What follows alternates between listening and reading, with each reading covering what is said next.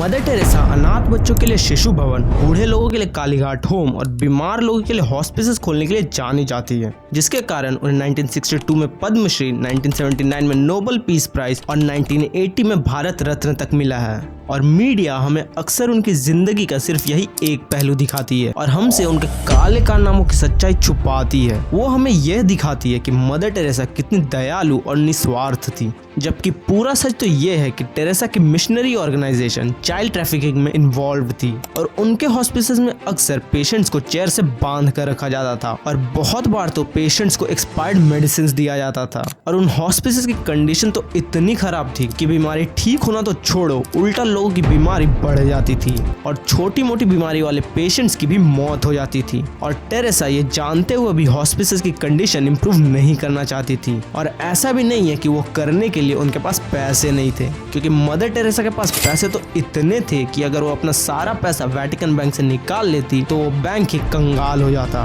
और उनके इस पैसे का सोर्स भी काफी शेडी है, क्योंकि अक्सर ये पैसे क्रिमिनल्स और ऐसे डिक्टेटर्स की तरफ से आते थे जिनकी प्रजा भूखमरी से जूझ रही होती थी और वो खुद ऐश कर रहे होते थे। अब सवाल ये है कि अगर टेरेसा एक सेंट है तो उनकी फंडिंग ऐसे क्रिमिनल्स की तरफ से क्यों आती थी, और अगर टेरेसा खुद एक शेडी कैरेक्टर है तो क्यों उनका असली चेहरा सबसे छुपाया जाता रहा। इसके लिए हमें समझना होगा कि उन्होंने गरीबों की हेल्प करना क्यों शुरू किया। 1943 में बंगाल में एक बहुत बड़ा फैमिन आया था, जो कि ब्रिटिश राज ने बंगाल में रेबेलियन कम करवाने के लिए आर्टिफिशियली क्रिएट किया था। और इस फैमिन में 20 से 30 लाख लोगों की मौत हुई थी। फॉर कंपैरिजन, कोविड ने पूरे इंडिया में टोटल 5.3 लाख लोगों की जान ली थी। और सिर्फ उस एक फैमिन ने बस बंगाल में 20 से 30 लाख लोगों की जान ली और उससे कई ज्यादा लोगों को रास्ते पे ले आया, जिससे उनकी भीख मांगने की नौबत आ गई और बंगाल में गरीबी और बीमारियां अचानक से स्काई रॉकेट कर गई। इस फैमिन के कुछ साल बाद ही टेरेसा ने अपनी मिशनरीज फॉर चैरिटी नाम का ऑर्गेनाइजेशन स्टार्ट किया,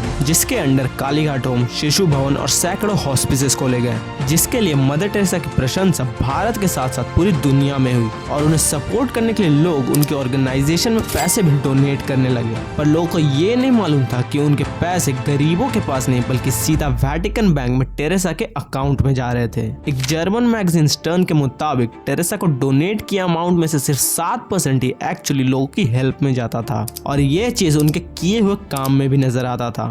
डॉक्टर अरूप चैटर्जी के मुताबिक टेरेसा के हॉस्पिसेस नाजी के कंसंट्रेशन कैंप्स जैसे थे, जहां लोगों को ठीक करना तो छोड़ो, उल्टा उन्हें टॉर्चर किया जाता था।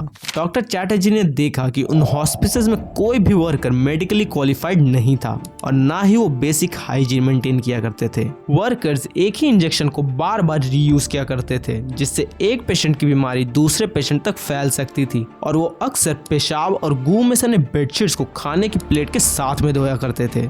इसी के साथ साथ डॉक्टर चैटर्जी को टेरेसा के सामने हो रहे चाइल्ड अब्यूज के बारे में भी पता चला और उन्होंने डिसाइड कर लिया कि टेरेसा का असली चेहरा सबके सामने आना चाहिए। अब इसके लिए उन्होंने इंग्लैंड के एक बड़े जर्नलिस्ट क्रिस्टोफर हिचन्स को अप्रोच किया और अपनी बात बताई, जिसपे हिचन्स ने हेल्स एंजल नाम की एक डॉक्यूमेंट्री बनाई और इसमें टेरेसा के काले कारनामों को सबके सामने रखा।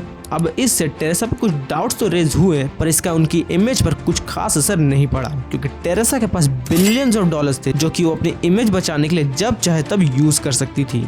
और वो पैसों की इतनी भूखी थी कि उन्हें फर्क भी नहीं पड़ता था कि ये पैसे आ कहां से रहे। जैसे कि चार्ल्स किटिंग नाम के एक आदमी ने लोगों के साथ फ्रॉड करके करोड़ों कमाए और वो पैसे टेरेसा की ऑर्गेनाइजेशन को दे दिया। और जब चार्ल्स को फ्रॉड के लिए जेल किया गया और टेरेसा से लोगों के पैसे वापस करने को कहा गया, उन्होंने साफ साफ मना कर दिया। इसी के साथ साथ टेरेसा हैती के डिक्टेटर से भी पैसे लिया करती थी, ये जानते हुए भी कि वो अपनी प्रजा को बेसिकली टॉर्चर कर रहे हैं। अब इससे ये तो साफ है कि टेरेसा एक्चुअली वैसी नहीं थी जैसे उनकी इमेज बनाई गई है। यहाँ तक कि न्यूयॉर्क टाइम्स ने भी ये कह दिया कि टेरेसा गरीबों की हेल्प करने में कम और अपने कैथोलिक बिलीफ फैलाने में ज्यादा इंटरेस्टेड थी और गरीबों को उसने उसी चीज के लिए बस यूज किया था।